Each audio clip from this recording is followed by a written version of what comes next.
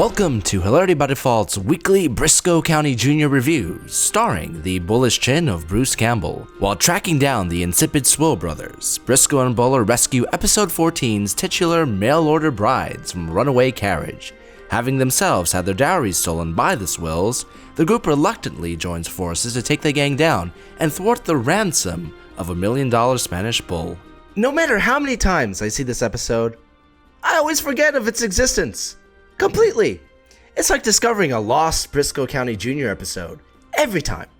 A feat that would be incredible if it was a quality episode. Following on the heels of what Kyle and I consider the weakest episode so far with Steel Horses, Mail Order Brides doesn't quite reach that low, but it does suffer from something arguably worse. It's utterly forgettable. Hell! At least Steel Horses was memorable to a degree for its sheer insanity. Well, you mentioned that. Hey, listen, if Mail Order Brides episode was insanity, I could at least remember it. The opening seemed like it belonged in the middle of the show. I got that exact same feeling watching it. It's also something that we've seen Brisco already do in previous episodes. It didn't really have as strong of a hook as it probably thought it had. And it's not to say it was a bad intro per se. It was just a different tone than every other intro literally we've seen so far in the Brisco County canon thus far.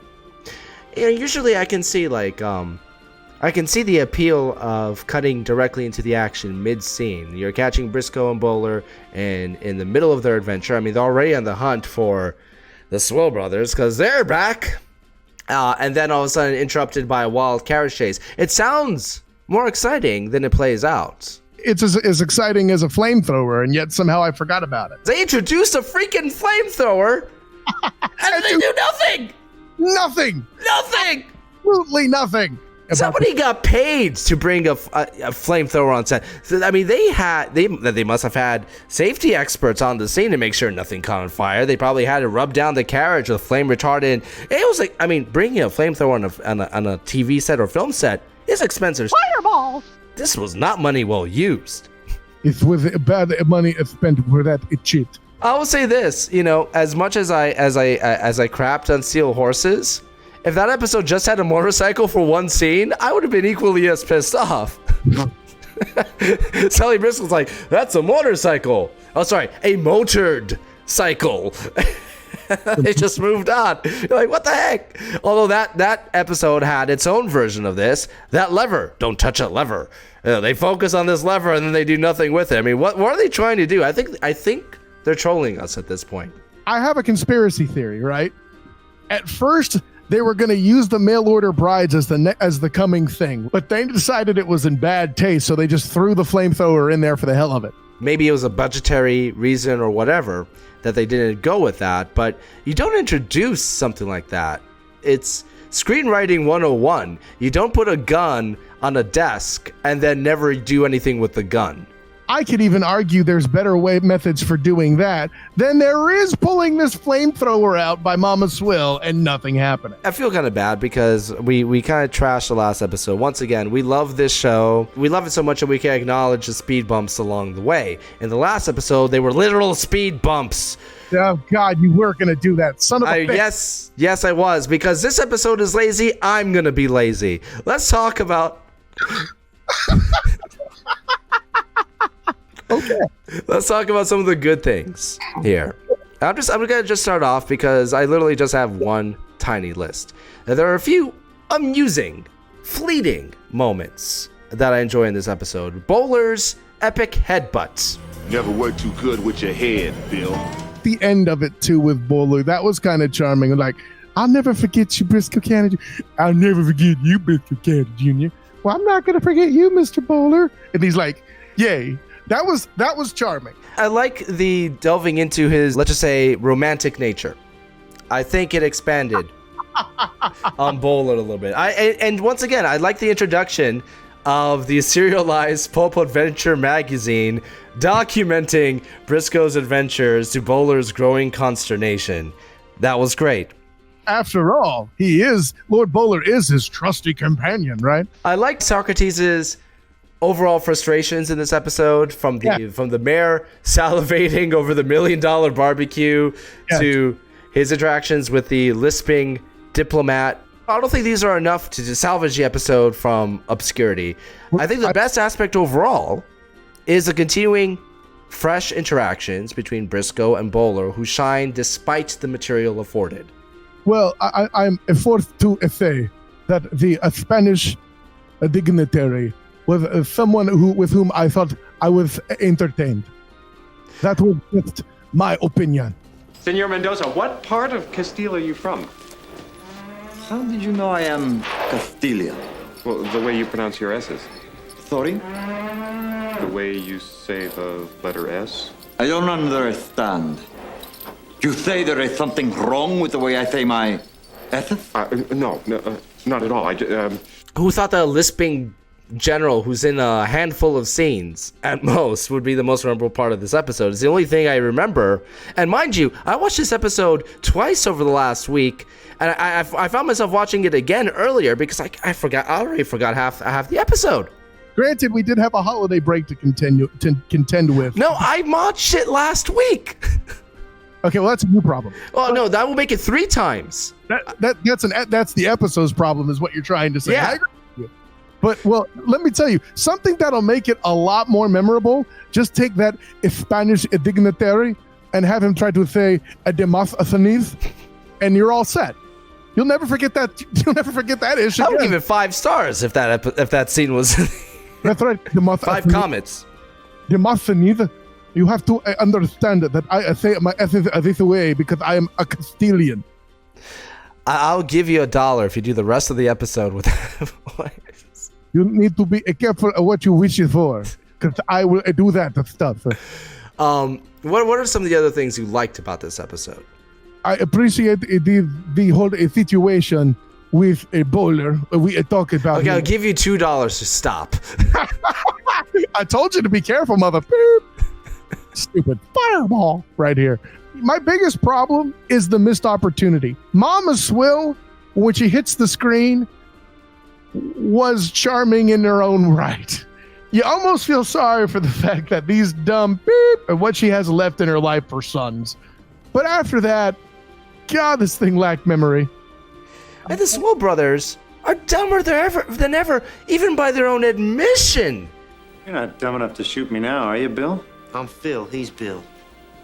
I just might be dumber than you think.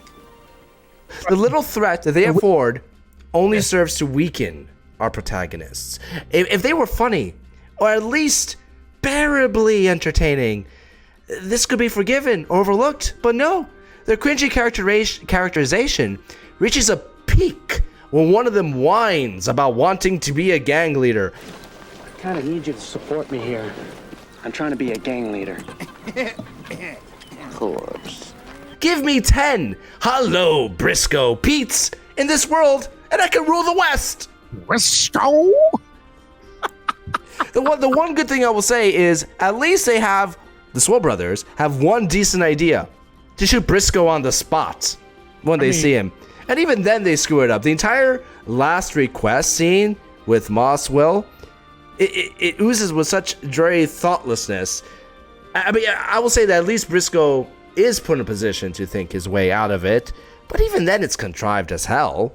I mean, yeah, it was something out of a 60s Batman serial, same bat time, same bat channel situation.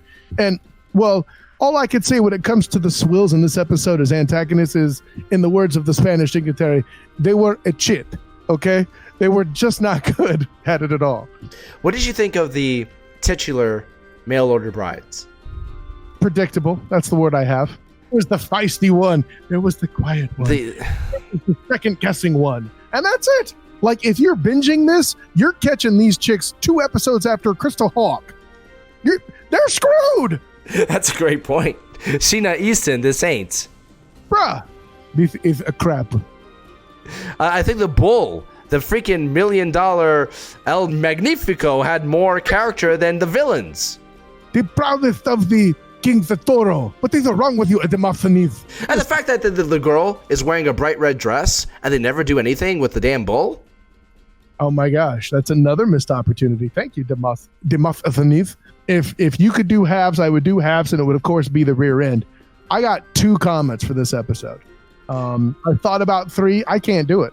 Utterly, definitively forgettable. Ultimately harmless, I would say. It doesn't do any damage to the series or anything. It's a dud. I'm not really looking forward, and there's some insider stuff. I'm not really looking forward to editing this video. Because even with the timestamps that I recorded in my notes, I've already forgotten most of the details. It's trouble for you at Demosthenes. To its benefit, I can say this. It's actually making me look forward to the coming thing. Specifically, the better episodes to follow. Worst coming thing, denim or the unused flamethrower? The unused flamethrower, are you kidding me? At least they used the denim. They used the denim! Think about this. They introduced jeans in an episode, and they actually utilize it to at least serve a tiny part of the plot. They could do more with pants than they could do with a flamethrower. Think about that. It damages the very fabric of that episode. Well done. I hate to do this because I was stuck between 1 and 2 stars myself, and I can't do halves for the same reason. We don't like chopping up comments. It's bad enough when we do it when we average our votes, but I'm actually going to give this 1 star as well.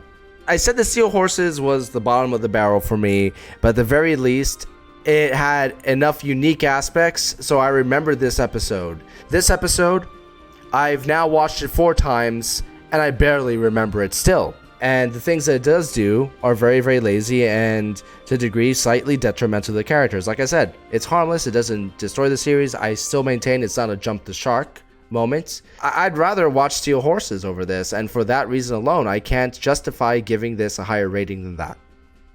That's very fair. Now that you have walked me through this episode, I'm going to ride a steel horse as far as I can away from it. So join us every week as we cover all 27 episodes of the adventures of Brisco County Jr. We invite you to watch along and let us know in the comments below what your thoughts are on each episode. And make sure to like and subscribe for more fun from Hilarity by Default.